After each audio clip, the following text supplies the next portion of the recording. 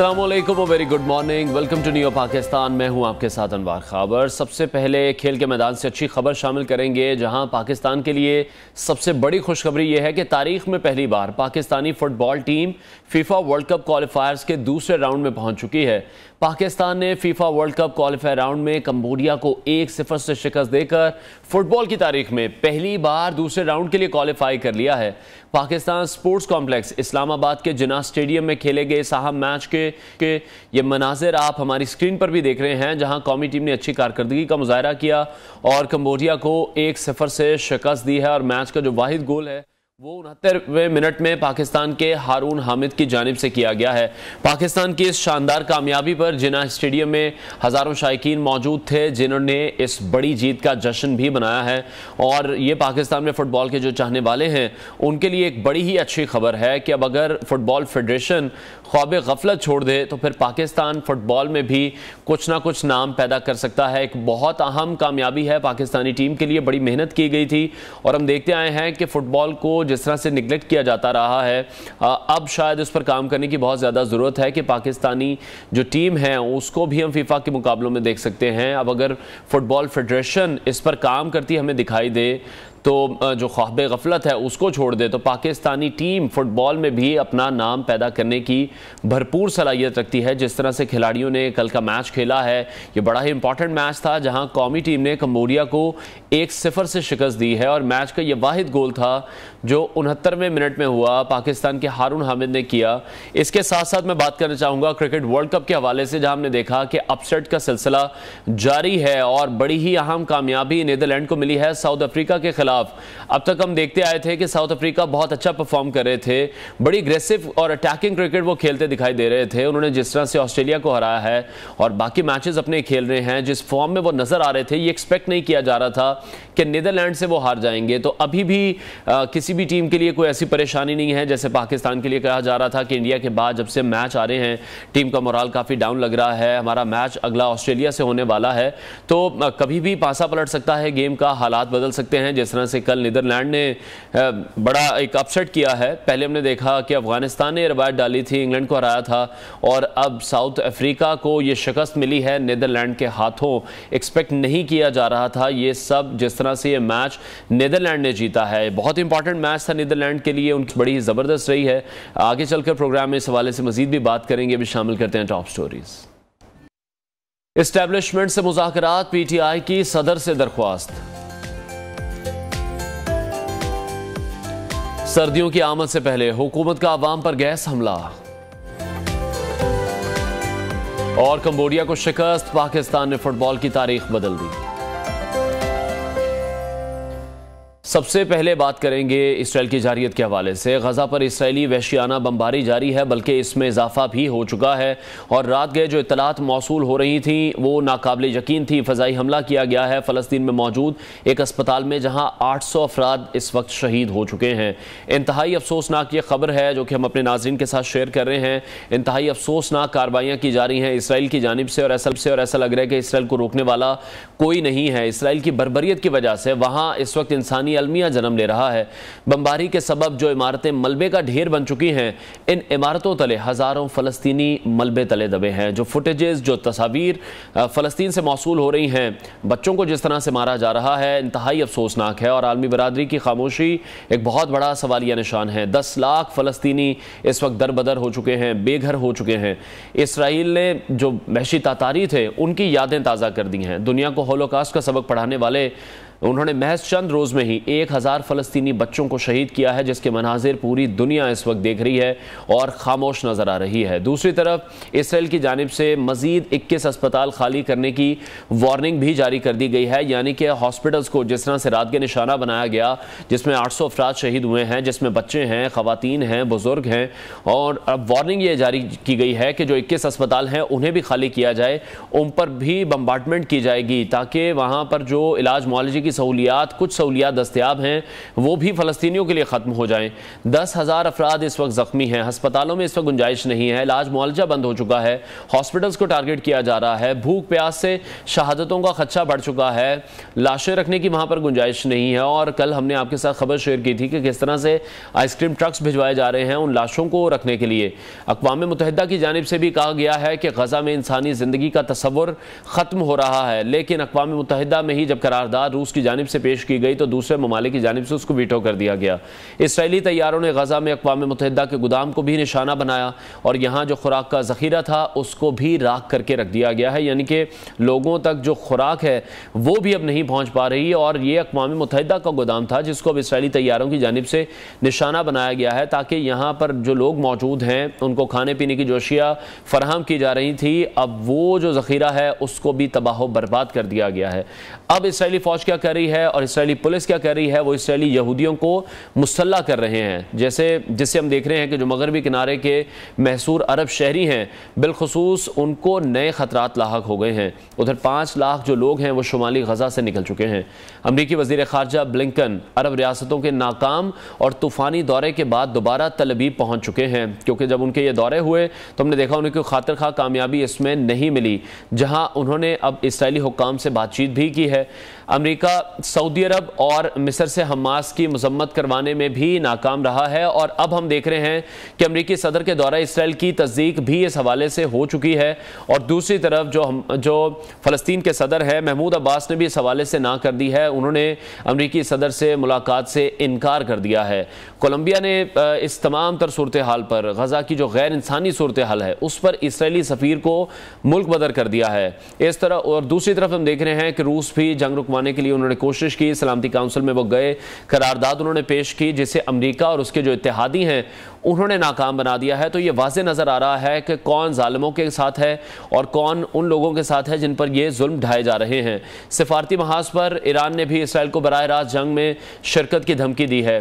तुर्की ने इमदादी सामान गज़ा भेजना शुरू कर दिया है, जबकि यूरोपीय यूनियन ने बरास्ता मिस्र गज़ा तक हवाई राहदारी बनाने का भी ऐलान किया है। और जहाँ गज़ा में हम देख रहे हैं कि रूनुमा होने वाले इस इंसानी अलमिये के पेश नज़र हुकूमत पाकिस्तान ने भी फ़लस्तीनी भाइयों और बहनों के दुखों को कम करने के लिए फौरी तौर पर इंसानी बुनियादों पर इमदादी जो सामान है वो गज़ा रवाना करने का फ़ैसला कर लिया है। तमाम नज़रें इस्लामी ममालिक पर हैं, OIC की कॉन्फ्रेंस पर हैं जो कि आज होने जा रही हैं और अब ये वेट किया जा रहा है कि उसमें क्या फ़ैसला लिया जाएगा और किस तरह से जो इसराइल की जारियत है उसको किस तरह से रुकवाया जाएगा। कतर के जो अमीर हैं उनकी स्टेटमेंट मैं शेयर ज़रूर करना चाहूँगा। बड़ा बोल्ड और बड़ा डिसीजन लिया है कि जब तक ये जंग इसराइल बंद नहीं करता, यूरोप को गैस की सप्लाई कतर की जानिब से बंद कर दी गई है, तो इस तरह के जो दलेराना फ़ैसले हैं वो तमाम अरब ममालिक को करने पड़ेंगे। हमास का हम देख रहे हैं कि जिस तरह से इसराइल पर हमला किया पहले हमास ने और फिर इसके बाद इसराइल जो पागलपन का मुजाहरा कर रहा है, गज़ा को कब्रिस्तान में तब्दील कर रहा है। ईरान ने भी इसराइल को बराह रास्त इस जंग में शिरकत की धमकी दी है और ये जंग किसी भी वक्त बहुत ज़्यादा बढ़ सकती है। तो अगर ईरान इस जंग में बराह रास्त शामिल हो जाता है, उसके क्या इम्कानात मौजूद हैं, अगर वो इस जंग में शामिल होते हैं तो फिर किस कदर नुकसान होगा और फिर पूरा जो अरब खित्ता है, जो मशरिक़ वस्ता जिसे हम देखते हैं, वहाँ पर बहुत ज़्यादा मुश्किल सूरत हाल डेवलप हो सकती है। इसी तनाजुर में हमने देखा था कि अमरीकी वज़ीर ख़ारजा ब्लिंकन ने अरब ममालिक का दौरा किया जो कि बड़ा ही नाकाम साबित हुआ था। अमरीका हमास की मजम्मत करवाने में इन तमाम ममालिक से ही नाकाम रहा और अब ये कहा जा रहा है कि अमरीकी सदर इसराइल का दौरा करने जा रहे हैं और इस दौरे से तो फिर यही साबित हो रहा है कि जो इसराइल के अज़ाइम हैं उनको मज़ीद ताकत बख्शी जाएगी और इससे यही अंदाज़ा है कि अमरीका इसराइल को उसके मज़ालिम से रोकने का इरादा नहीं रखता। इस हवाले से मज़ीद बात करेंगे, ब्रेक लेते हैं, ब्रेक के बाद आपको दोबारा ज्वाइन करेंगे।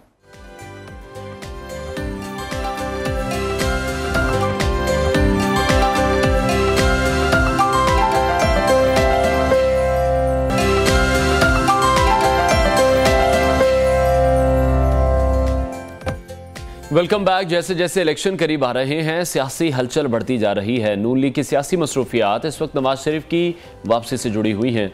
पीपल्स पार्टी के रहनुमा बज़ाहिर चंद दिन से खामोश नजर आ रहे हैं और आम इंतखाबात के दिन करीब आते हैं तो PTI जो कि सियासी तन्हाई का शिकार दिखाई दे रही है, अब उनको इस्टेब्लिशमेंट और सियासी जमातों से राब्ते करने की फ़िक्र सताने लगी है। और ये भी बात याद रखने की है कि चेयरमैन PTI तो मुखालिफिन से बातचीत तो क्या, सलाम लेने भी गवारा नहीं करते थे। खैर अब वो दिन नहीं रहे हैं और अब ऐसी इतलात सामने आ रही हैं कि पाकिस्तान तहरीक इंसाफ के रहनुमाओं ने सदर मुमलिकत से मुज़ाकरात करवाने की दरख्वास्त कर दी है और कुछ दिन पहले चेयरमैन PTI ने भी जेल से मुज़ाकरात का पैगाम भेजा था। इस हवाले से मजीद बात करेंगे। मुस्लिम लीग नून के सीनियर रहनुमा राना मशहूद साहब ने हमें ज्वाइन किया है। राना साहब, बहुत शुक्रिया आपके वक्त के लिए। पाकिस्तान तहरीक इंसाफ को और उनके चेयरमैन को मुज़ाकरात की अफादियत का शायद अंदाज़ा हो चुका है, इसीलिए वो तमाम जमातों और इस्टेब्लिशमेंट से मुज़ाकरात चाहते हैं। अपने दौर में तो हम देखते आए हैं कि चेयरमैन PTI आप सब लोगों से सलाम लेना भी पसंद नहीं करते थे। तो आप ये समझते हैं सारा जो मामला है ये इंतखाबात से ही जुड़ा हुआ है? जैसे जैसे इंतखाबात करीब आ रहे हैं PTI इलेक्शन में अपनी मौजूदगी यकीनी बनाने के लिए तमाम कोशिशें कर रही है। सबसे पहली बात तो है कि ये मुकाफाते अमल है। ये वही शख्स है जब पाकिस्तान में दहशतगर्दी अरूज पे थी, जब इंडिया के साथ एस्केलेशन थी, उस वक्त एक आपको याद है सिक्योरिटी काउंसिल की मीटिंग बुलाई गई थी, असेंबली का इन 15 सेशन बुलाया गया और उन्होंने ज्वाइन करने से इनकार कर दिया था, अपोजिशन के साथ बैठने से इनकार कर दिया था। तो इनको हमेशा अपना मुफाद अजीज रहा है, आपको नहीं देखा। और इस वक्त भी जो ये गुफ्तगू हो रही है ये इसलिए नहीं हो रही कि ये कोई इलेक्शन तो अब दूर की बात है, ये सिर्फ अपनी जान बचाना चाहते हैं। जो जो लोग आके इनके खिलाफ, इनके अपने लोग इनका किरदार कौम के सामने बयान कर रहे हैं, ना सिर्फ जो अदारों पे हमलों के हवाले से बल्कि करप्शन के हवाले से जिस तरह के इंकशाफात हो रहे हैं, इनका फ्यूचर जो है लंबा जेल में लगता है और कोई इनका फ्यूचर रह नहीं गया है। तो अब ये सिर्फ अपनी जान बचाने की कोशिश कर रहे हैं और कोई चीज नहीं है। ठीक है, तो आपको लगता है कि सदर मुमलिकत के जरिए जो बात की गई है कि मुज़ाकरात की कोशिशें कराई जाए, आपको लगता है कामयाब होंगी? आप लोग अब विलिंग हैं मुज़ाकरात के लिए या आप भी अब मुज़ाकरात नहीं चाहते?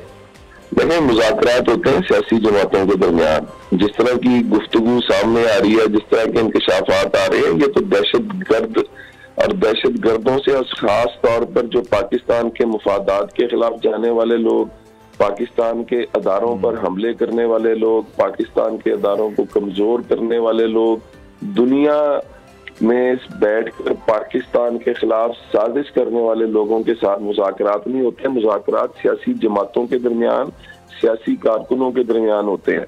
तो पहले इनको इनके ऊपर जो कुछ साबित हो रहा है उससे अपने आप को इनको एग्जॉनरेट कराना पड़ेगा, फिर उसके बाद देखा जाएगा। अच्छा, जिस तरह PTI के ज्यादातर इलेक्टेबल्स तो अब हम देख रहे हैं कि वो पार्टी का साथ छोड़ चुके हैं, वो तमाम प्रेस कॉन्फ्रेंस आपने सबने देखी है, इसके बावजूद आपको लगता है कि जैसे इलेक्शन की तारीखें करीब आएंगी PTI के मजीद अरकान, जो मजीद चेहरे हैं जो उनके साथ पुराने रहे हैं, वो मजीद इंकशाफात करते नजर आएंगे? कौम को इस तरह के सरप्राइज अभी मजीद मिलेंगे?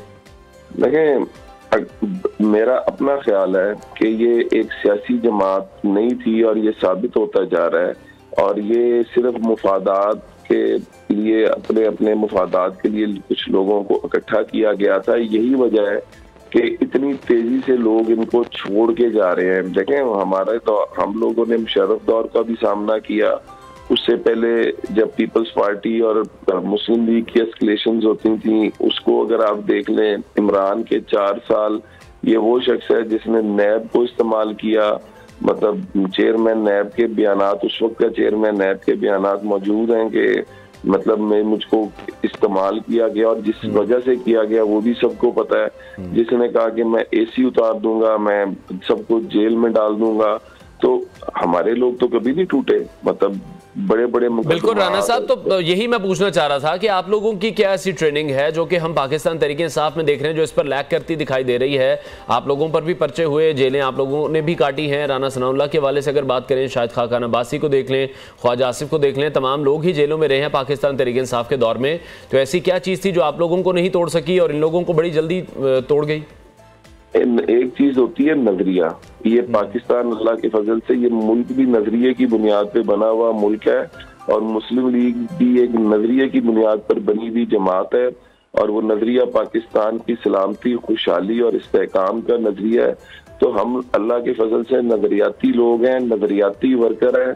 हमें जेलों में भी डाला गया, हम पे तशद्दुद भी किया गया। हमारे साथ ये जो कुछ कह रहे हैं, ये तो एक एक हफ्ता, एक एक महीना लोग सामने आते हैं और आके जो है यहाँ पे 2-2 साल लोगों को जेलों में डाला गया। यहाँ पे नैब का जो कानून उस वक्त था उसमें 90 दिन का रिमांड था। 90 दिन से पहले आपको पेश तक नहीं किया जाता था। तो ये सारा कुछ बर्दाश्त इसलिए किया क्योंकि हम नजरियात पे चलने वाले लोग हैं। हमें और सबसे बड़ी बात, हमें अपनी लीडरशिप का पता है कि हमारी लीडरशिप मुखलिस है, पाकिस्तान के साथ मुखलिस है। और हमने जब भी हमारी हुकूमत आई, हमने पाकिस्तान के इस्तेहकाम और खुशहाली के लिए काम किया है।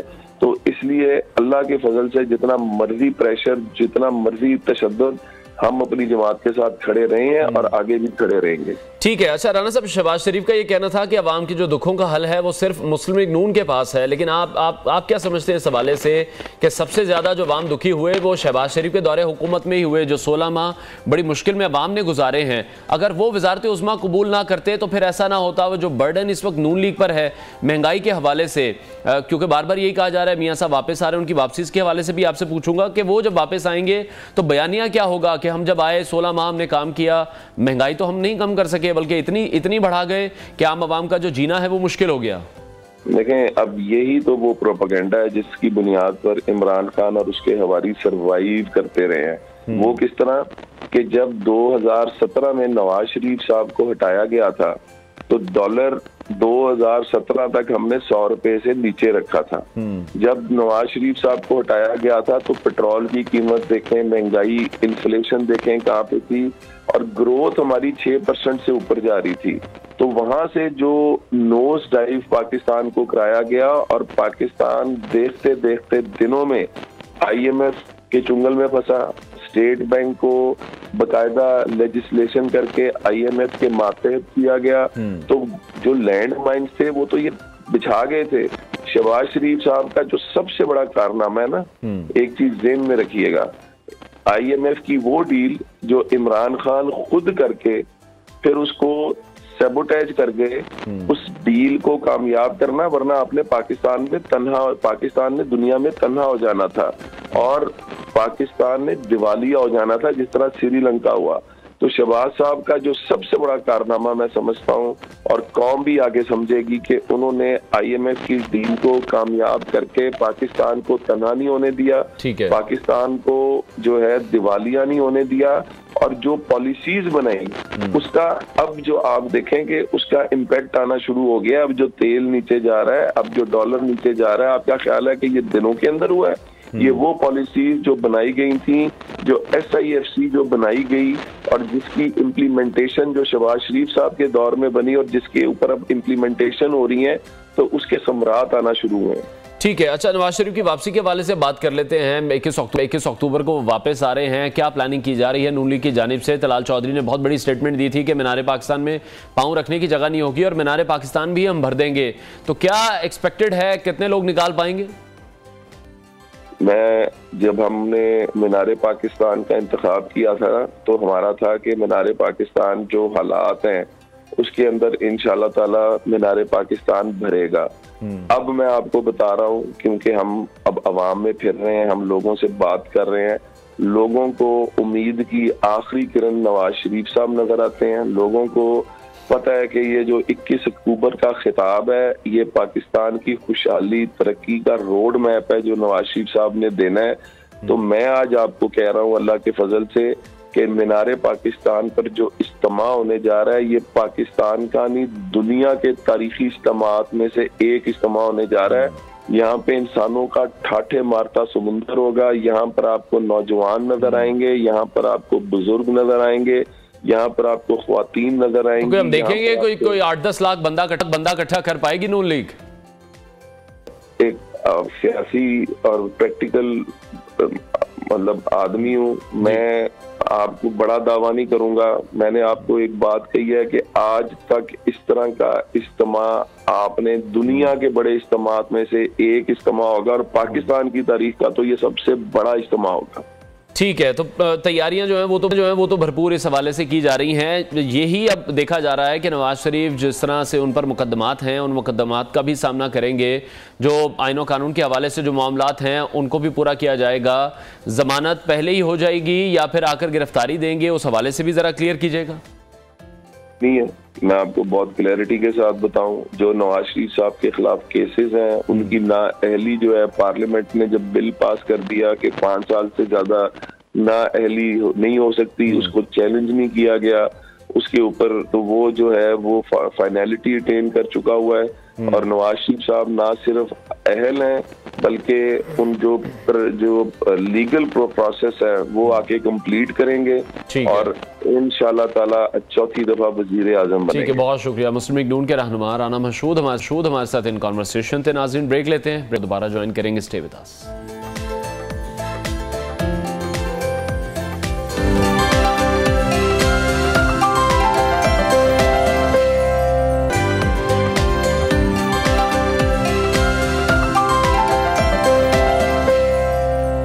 वेलकम बैक नाजरीन। आज हम देखते हैं कि हर शख्स की जेब में ही कैमरा मौजूद है। ना ही हमें रील ख़त्म होने का डर है, ना ही तस्वीरों की बंदिश जैसा कोई मामला है। जितनी मर्जी हम चाहें तस्वीरें खींच सकते हैं, वीडियोस बना सकते हैं, लेकिन फोटोग्राफी एक आर्ट है जो कि हर किसी को नसीब नहीं होता।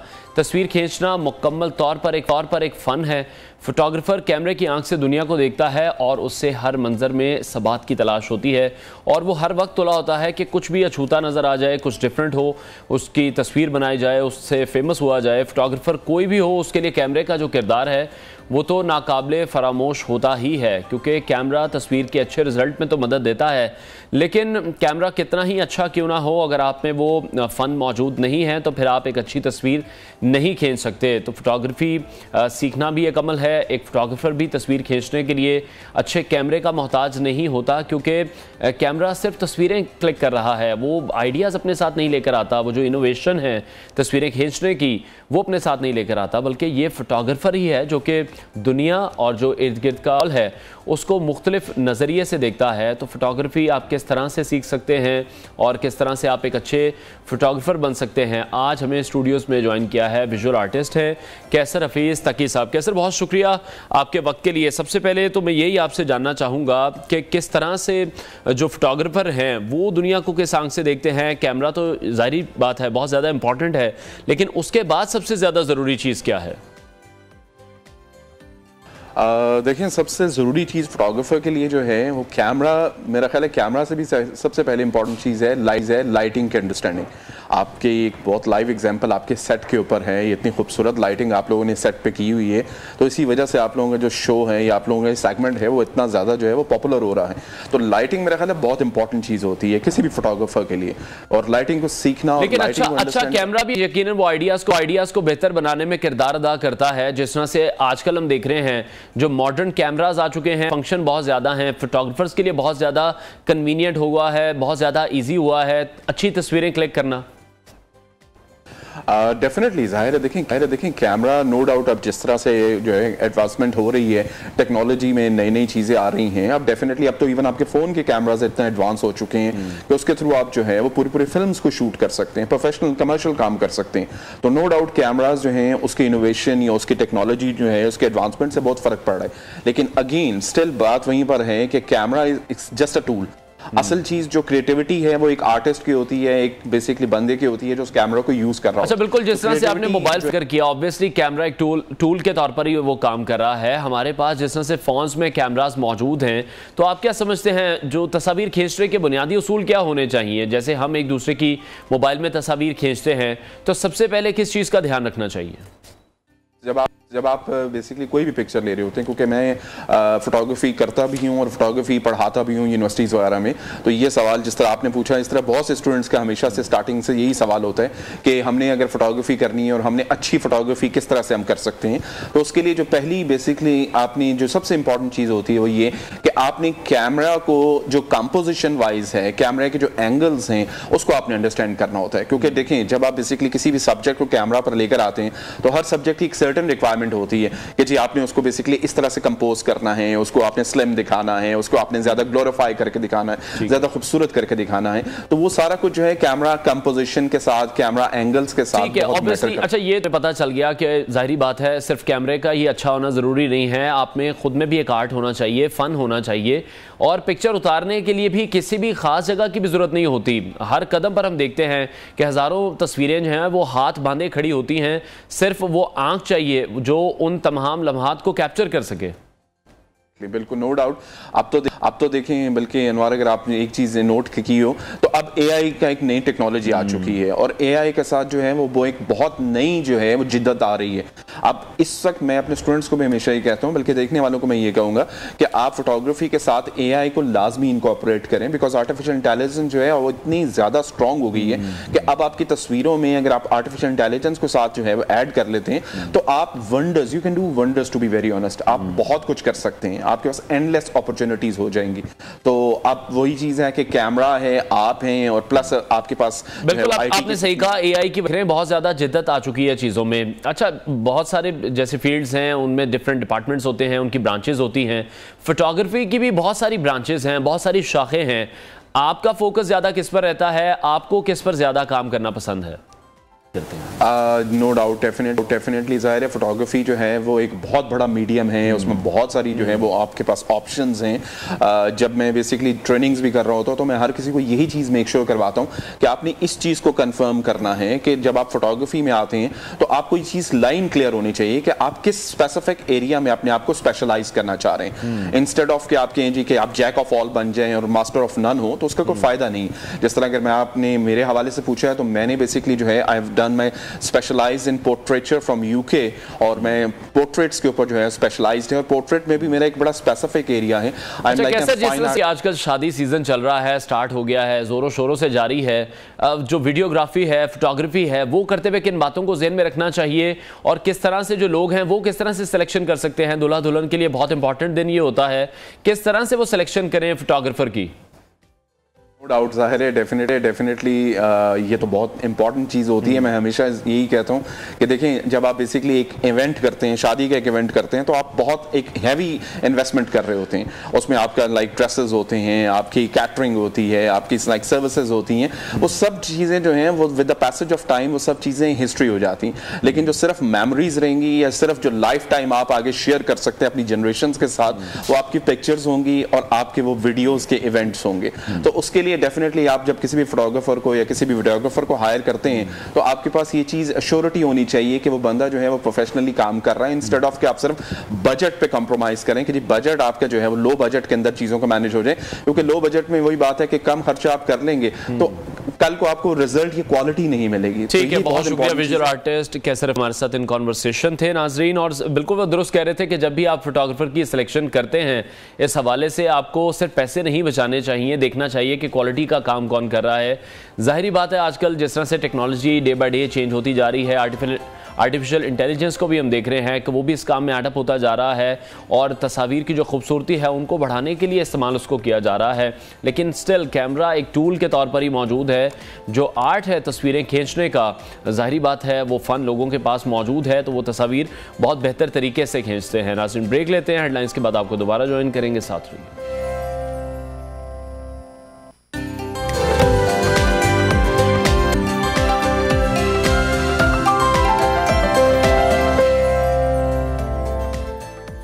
वेलकम बैक नाज़रीन। चीन पाकिस्तान का मुख्तलिफ शोबों में दरीना स्ट्रेटेजिक साथी ही नहीं बल्कि एक बड़े तिजारती हुजम का हामिल शराकतदार भी है, और मुआशी बहरान के माहौल में यह खबर उम्मीद की एक और किरण है कि पाक चीन इक़्तिसादी राहदारी के मुआहदे के तहत इसी हफ्ते बीजिंग में दोनों मुल्कों के दरमियान नए तरक्याती मनसूबों पर भी दस्तखत होंगे।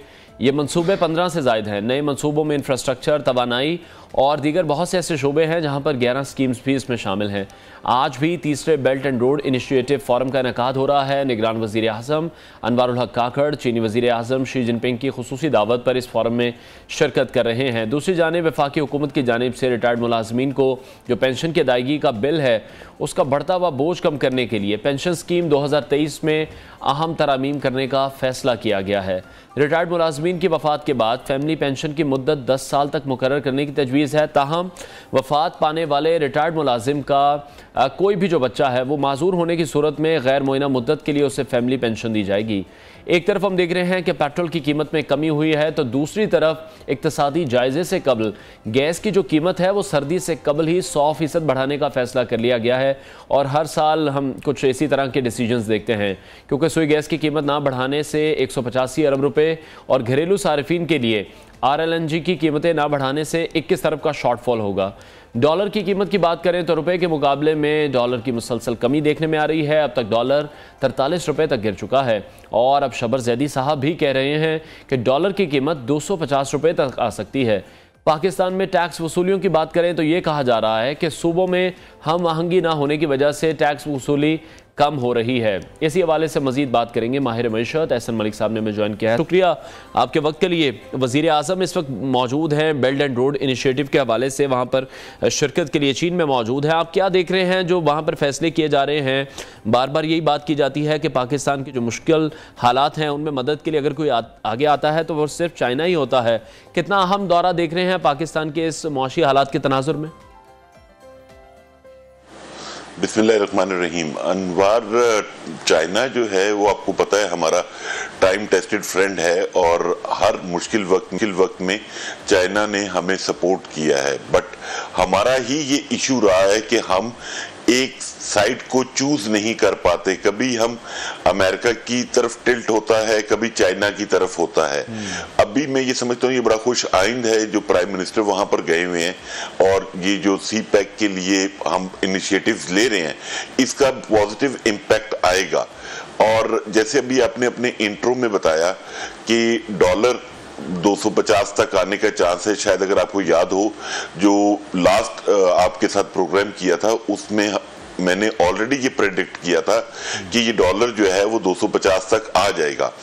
अभी इशू ये है अनवार कि जब तक आप डंडे के जोर पे तो डॉलर को नीचे लेकर आ रहे हैं, बट ये तब और इसका इम्पैक्ट मल्टीप्लाई होगा जब आपकी इनफ्लोज बेहतर होंगे।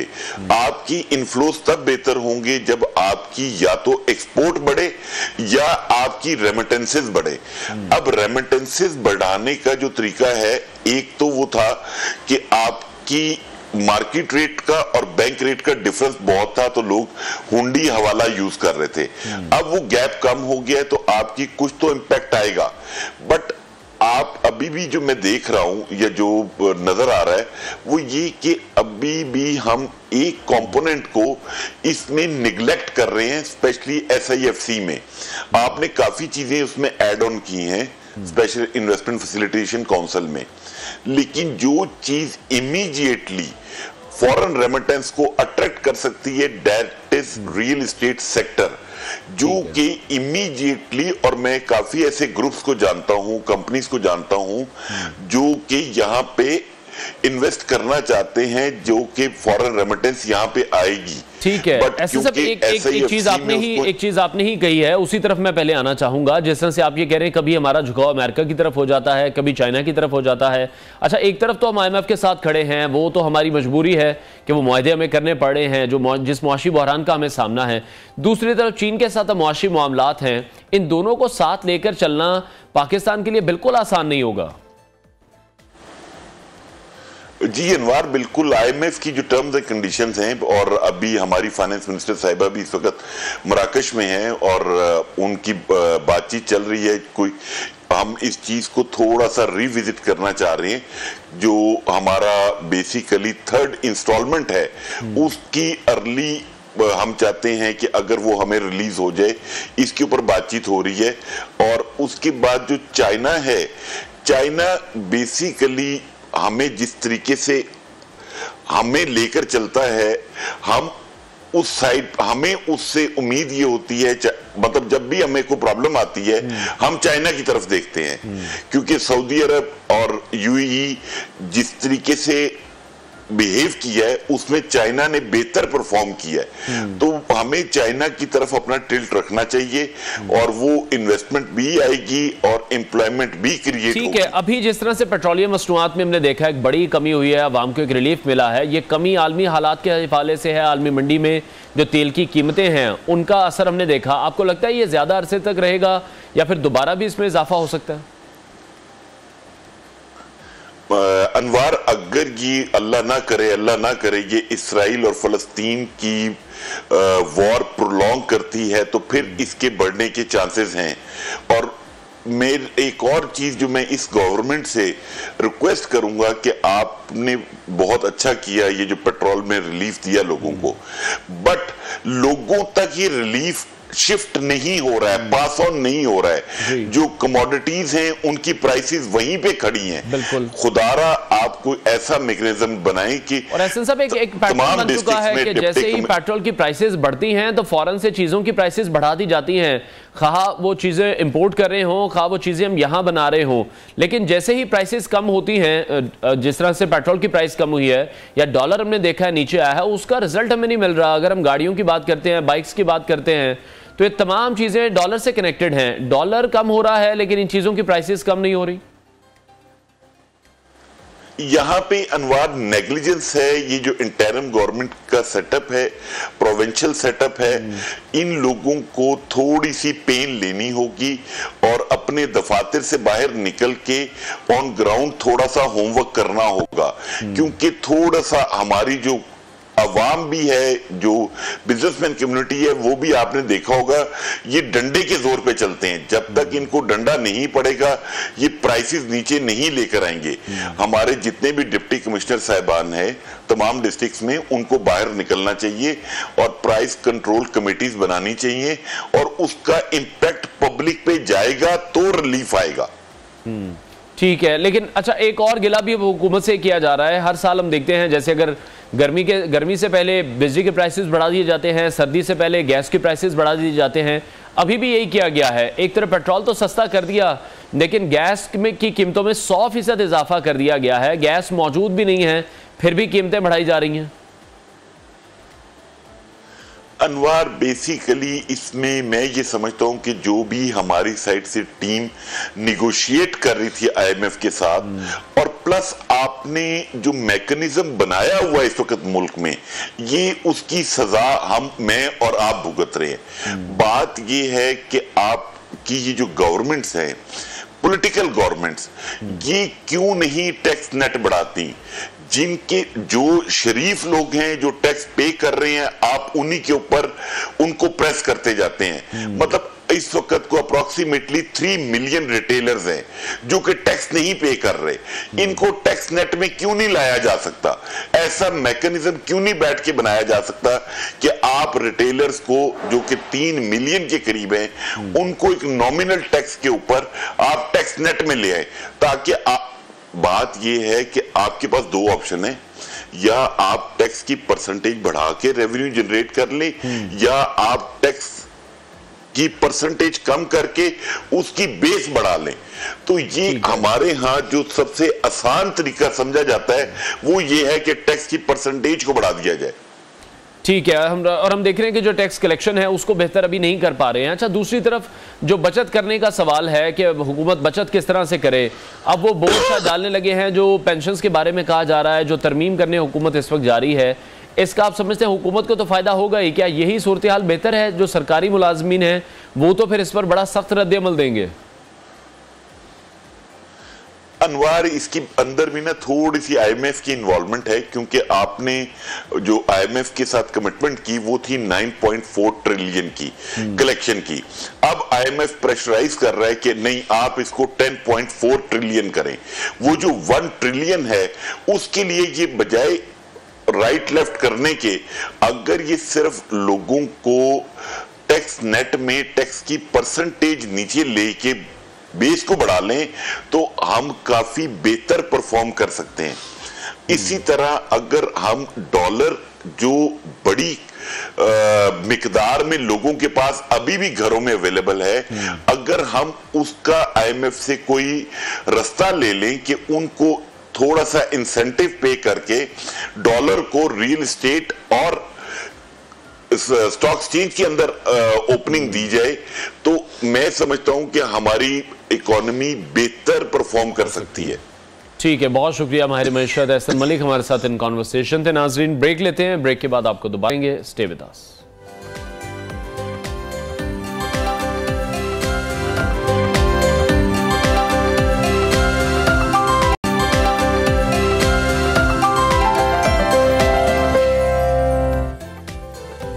Welcome back. Cricket world cup की बात करें तो कल के मैच में हमने देखा एक और बड़ा अपसेट हो गया। नीदरलैंड ने जनूबी अफ्रीका को शिकस्त दे दी है। जनूबी अफ्रीका के बॉलर्स और बैटर्स की नीदरलैंड के सामने एक भी नहीं चली। बड़ी ज़बरदस्त परफॉर्मेंस हमने कल देखी नीदरलैंड की जानिब से।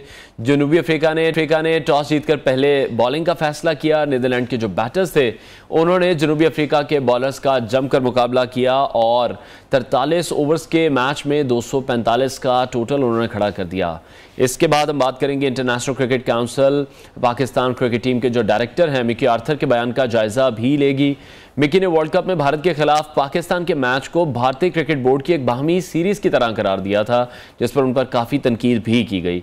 आईसीसी चेयरमैन ग्रेग बार्कले ने कहा है कि वो जो भी इवेंट मुनक्किद कराते हैं हमेशा किसी ना किसी तरह कोई भी बात या किसी भी काम की वजह से उन्हें तनकीद का निशाना बनाया जाता है। उन्होंने कहा कि हमने हमेशा चीज़ों को बेहतर करने की कोशिश की है।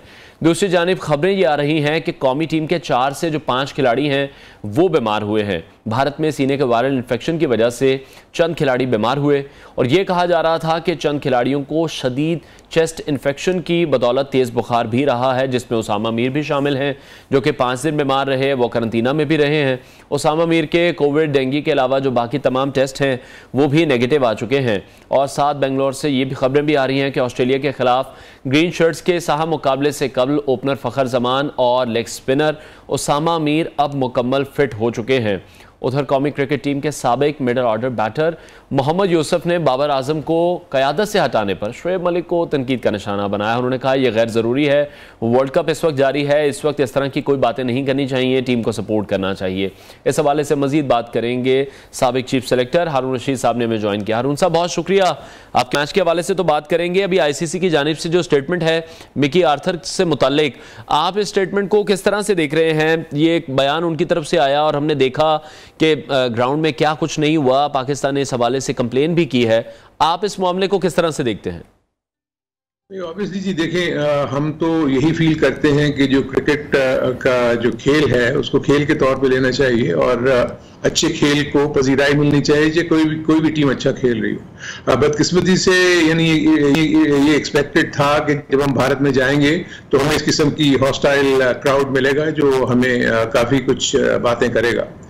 मिकी ने इस पॉइंट को रेस तो किया, ठीक किया, आईसीसी ने भी इसको टेकअप तो किया है, लेकिन इट इज वेरी डिफिकल्ट किसी के लिए भी कि 1,30,000 के बंदों को कैसे क्राउड को आप ये मेंटेन कर सकते हैं कि जी वो खामोश भी रहें और दोनों टीमों को वो करेंगे। उनका अपना रवैया है जिसको मुझे नहीं लगता कि चेंज करेंगे। इट्स नॉट ओनली कि वो पाकिस्तान और इंडिया के मैच के खिलाफ ही आपकी क्राउड की आपकी तरफ थोड़ी सी जारहाना अंदाज होगा, बल्कि जिस भी मैच में खेलेंगे हम ये क्राउड तो कभी भी पाकिस्तान को तो फेवर नहीं करेगा। एज यू नो कि हमारा और भारत के जो ताल्लुकात है वो कैसे हैं। बहरहाल आईसीसी डेफिनेटली कोशिश कर सकता है, वो उनको बीसीसीआई को कह सकता है, क्योंकि होस्ट तो बीसीसीआई है लेकिन ऑर्गेनाइज तो आईसीसी कर रहा है। आईसीसी नहीं अपने बंदे वहां लगाए हुए होंगे। तो मेरे अपने नजदीक क्राउड को भी चाहिए। मैं तो सिर्फ यही अपील करूंगा कि अच्छी क्रिकेट को देखें, जो मर्जी टीम खेल रही हो उसको आप बैक करें। बदकिस्मती से हमारे जो क्राउड को या हमारे फैंस को वीजा नहीं मिले, हमारे सहाफियों को वीजे नहीं मिले, जिसकी वजह से हमारी सपोर्ट वहां नहीं है। लेकिन वो फिर भी कितनी होगी अगर वो एक आध इनक्लोजर में कुछ लोग ही मौजूद होंगे ना, 1,30,000 तो नहीं होंगे। ठीक है। सो इस चीज को मेरा ख्याल पाकिस्तान टीम को भी सोच लेना चाहिए कि वो इस किस्म का उनको एटीट्यूड आगे मिलेगा, फेस करना पड़ेगा। ठीक है। अच्छा, अब बात कर लेते हैं जनूबी अफ्रीका और नीदरलैंड के मैच के हवाले से। बड़ा अपसेट हमने देखा जिस तरह से अफगानिस्तान ने इंग्लैंड को हराया और एक्सपेक्ट नहीं किया जा रहा था कि नीदरलैंड इस तरह की परफॉर्मेंस देगा, क्योंकि जनूबी अफ्रीका की जो टीम है वो बहुत फॉर्म में नजर आ रही थी, जितनी अग्रेसिव क्रिकेट वो खेल रहे थे। देखिए, मैं तो एक चीज ये जरूर मैं नाजरीन को बताना चाहूंगा कि देखें वर्ल्ड कप में जितनी भी टीमें हैं ना वो कमजोर नहीं है। उन सब की जो बैलेंस है बहुत अच्छा है, कॉम्बिनेशन बहुत अच्छा है। द ओनली इशू वाज कि उनको वनडे की जो हमारे खास तौर पर आपने अभी नीदरलैंड की बात की और अफगानिस्तान की भी हम बात कर सकते हैं कि वनडे के फॉर्मेट में वो भी टॉप क्लास नेशंस के खिलाफ इतना नहीं खेले, लेकिन T20 के फॉर्मेट में तो वो बहुत ही स्ट्रॉन्ग टीम्स हैं अभी भी। लेकिन आई थिंक उन्होंने अपनी ये लोहा मनवाना था, उन्होंने ये बताना था कि हमारी टीमें अब तैयार हो गई हैं वनडे क्रिकेट के लिए भी, इसलिए उन्होंने हर गेम को बहुत सीरियस ले रहे हैं। ठीक है, नीदरलैंड पीछे मैचेस हार गई, लेकिन इस वाले मैच को उन्होंने बहुत ही सीरियसली लिया और बड़े अच्छे अंदाज में उन्होंने साउथ अफ्रीका का मुकाबला किया। 80 for 5 से 245 पे जाना ये बहुत बड़ी अचीवमेंट थी। ये जो 5 टॉप खिलाड़ी आउट हो जाएं तो आप नहीं एक्सपेक्ट कर सकते कि 7, 8, 9, 10, 11 जो हैं वो इतना अच्छा खेल के आपको यहाँ तक ले जाएंगे। प्रॉब्ली यही जो मिसिंग पॉइंट था वो साउथ अफ्रीका का यही था कि जब उन्होंने 5 विकेट्स ले लिया तो मैंने देखा कि थोड़े से वो रिलैक्स हो गए, और क्रिकेट में आप रिलैक्स नहीं हो सकते किसी भी सिचुएशन में। ठीक है। अच्छा हारून साहब, बिल्कुल आपने सही कहा कि किसी भी टीम को हल्का नहीं लेना चाहिए, लेकिन जब भी हम किसी एनालिस्ट से भी बात करते हैं तो यही कहा जाता है कि पाकिस्तान जी हल्की टीमों से मैच जीत गया, श्रीलंका से मैच अगर वो जीत के आगे आ गए हैं, नीदरलैंड के साथ मैच वो जीत कर आगे आ गए हैं, फिर ये तनकीद भी फिर शायद बिला जवाब हो जाती है उस वक्त के अगर ऑस्ट्रेलिया भी इंडिया से हार सकता है, ऑस्ट्रेलिया अगर श्रीलंका से, हमने देखा कि टफ कंपटीशन हो जाता है वहां पर, तो आप नहीं समझते कि फिर हम पाकिस्तानी टीम पर बहुत ज्यादा प्रेशर डाल देते हैं अगर वो कोई मैच हार जाते हैं? देखिए, मुझे तो ऐसा फील होता है कि अब अनफॉर्चुनेटली मेरे अल्फाज लोगों को ना बुरे लगें कि हमारी जो क्रिकेट के खास तौर पर जो फॉलोअर्स हैं वो इंतजार कर रहे होते हैं कि पाकिस्तान की टीम कब हारे, और उसके बाद उनकी छुरियां, चाकू और जो चीजें भी उनके पास हथियार होते हैं वो निकल आते हैं। देखिए, क्रिकेट का एक खेल है, हम उस दिन अगर अच्छा नहीं खेलेंगे, कोई भी टीम अगर उस दिन अच्छा नहीं खेलेंगे, अभी आपने जिक्र किया, हम भी देख रहे हैं साउथ अफ्रीका अच्छा नहीं खेली, ऑस्ट्रेलिया अच्छा नहीं खेली, इंग्लैंड अच्छा नहीं खेली, तो हारी ना। आपको 3 डिपार्टमेंट्स हैं जिसमें बैटिंग, बॉलिंग और फील्डिंग में आपने दूसरी टीम पे हावी होना है। अगर आप उस तीनों में से एक भी डिपार्टमेंट में या 2 डिपार्टमेंट में कमजोर खेलेंगे तो इररेस्पेक्टिव जो आपकी टीम सामने हो वो आपसे बाजी ले जाएगी, क्योंकि आप कैचेस छोड़ देंगे, आप फील्डिंग अच्छी नहीं करेंगे, आप बॉलिंग अच्छी नहीं करेंगे, आप बैटिंग अच्छी नहीं करेंगे। तो इसलिए यही कहा जाता है कि जो मर्जी टीम आपके सामने हो, आपने उसको सीरियसली लेना है, और अपने जो 3 जो आपके ये जो डिपार्टमेंट्स हैं इसमें आपने मजबूती का मतलब रोल प्ले करना है, जैसे कि आपके बैटर्स हैं, बॉलर्स हैं और फील्डर्स हैं। ठीक है हारून साहब, आप भी चीफ सिलेक्टर रह चुके हैं, अभी जो करंट सिचुएशन हम देख रहे हैं, जो लोग हमारे पास बेंच पर भी मौजूद हैं, पूरी पाकिस्तानी टीम को अगर देखें तो अगर आप अभी चीफ सिलेक्टर होते, आपकी चॉइस क्या होती, किस टीम को मैदान में उतारते ऑस्ट्रेलिया के खिलाफ, क्या चेंजेस आप करते, या आप क्या समझते हैं कि अब ये चेंजेस टीम को कर लेने चाहिए? देखिए, 2 चीजें सोचने की, समझने की जरूरत है। इस वक्त जो ये टीम गई हुई है, ये बेस्ट लॉट है जो कि सिलेक्ट हुआ जा सकता था वर्ल्ड कप के लिए। आपके पास फास्ट बॉलर्स भी टॉप क्लास हैं, आपके पास स्पिनर्स में भी काफी आपके पास वैरायटी है, आपके बैटर्स भी जो हैं वो अच्छे हैं और फॉर्म में है। मेरे अपने नजदीक सिर्फ ये होना चाहिए कि आप देखें, अब लोग इतनी बातें करेंगे, ये चेंज कर दें, फलाना चेंज कर दें, आप देखेंगे वर्ल्ड कप को शुरू हुए कितना अरसा हो गया। अब ये डिसीजन लेने वाली बात है कि आप समझते हैं कि जो 10 से 12 दिन या 15 दिन तक जो बिल्कुल ही मैच नहीं खेले हुए किसी क्रंच मैच में आप उसको खिला दें और एक्सपेक्ट करेंगे वो बेहतर परफॉर्म करेगा? नंबर 1, यस, कहा जा सकता है कि जी उसामा मीर को किसी जगह पर ले आए और वो खेल जाए। अगर वो परफॉर्म नहीं करता तो यही लोग उसको तनकीद करेंगे, जी उसको क्यों खिला दिया, वो तो भी खेला ही नहीं था, वो तो बीमारी से उठ के आया। और जितना बड़ा ये इवेंट है, जितने बड़े मैचेस हैं, फिर अगर किसी ऐसे प्लेयर को लाते हैं उसका करियर दांव पर लग जाता है।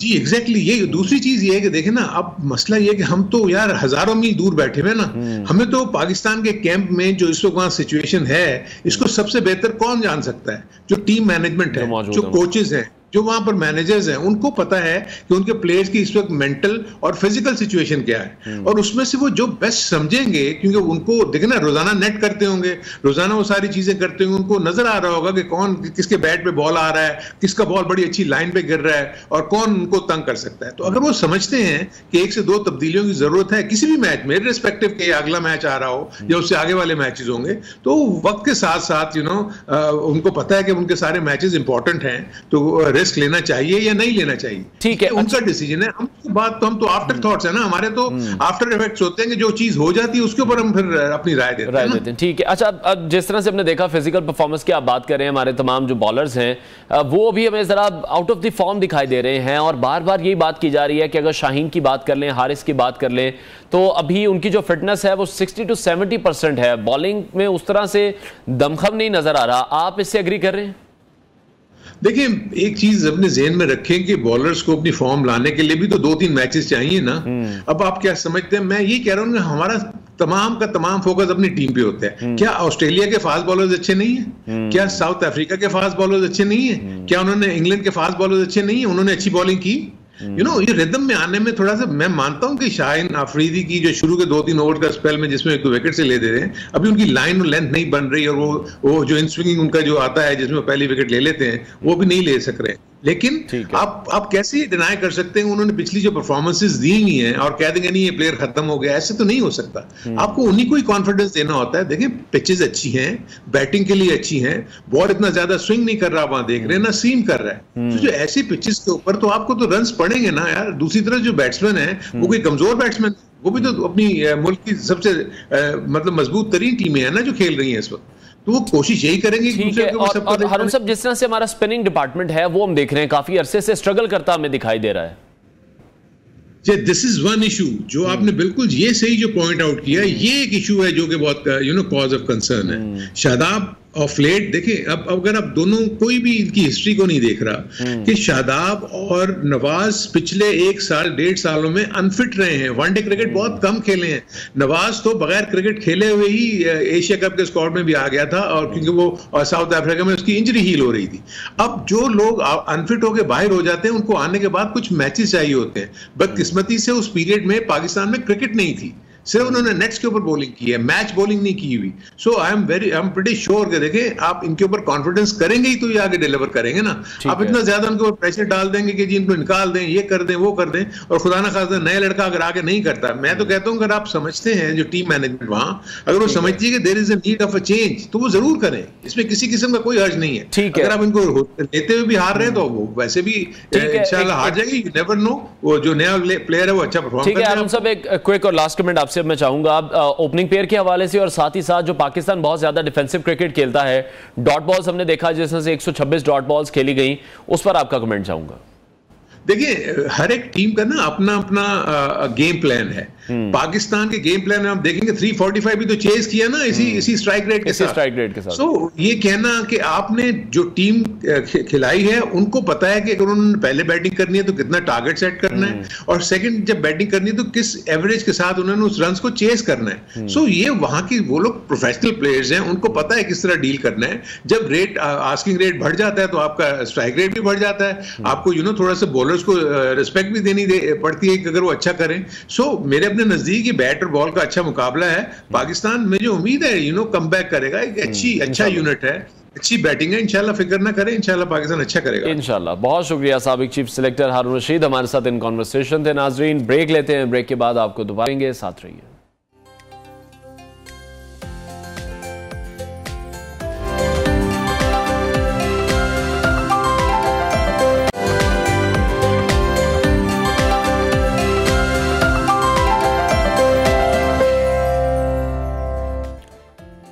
Welcome back. प्रोग्राम के इस आखिरी हिस्से में हम आपके साथ शेयर करेंगे कुछ वायरल वीडियोस और वायरल वाकयात। तो ये पहली वायरल वीडियो है जो कि नियो की स्क्रीन पर मुलाहिजा कीजिए। मैक्सिकन लीग का मैच हो रहा था और उस मैच के दौरान बड़ा ही दिलचस्प अनोखा वाकया पेश आया है। जब मैच जोरों शोरों से जारी था, प्लेयर्स मैच खेलने में मसरूफ थे, एक कुत्ता वहां पर ग्राउंड में घुस आया और इन तमाम प्लेयर्स का जो फुटबॉल था वो लेकर भाग निकला है, जिसके मज़ीद प्रोग्राम का वक्त खत्म हुआ है। फिर आपके साथ मुलाकात करेंगे। अपना बहुत सारा ख्याल रखिएगा। अल्लाह हाफ़िज़।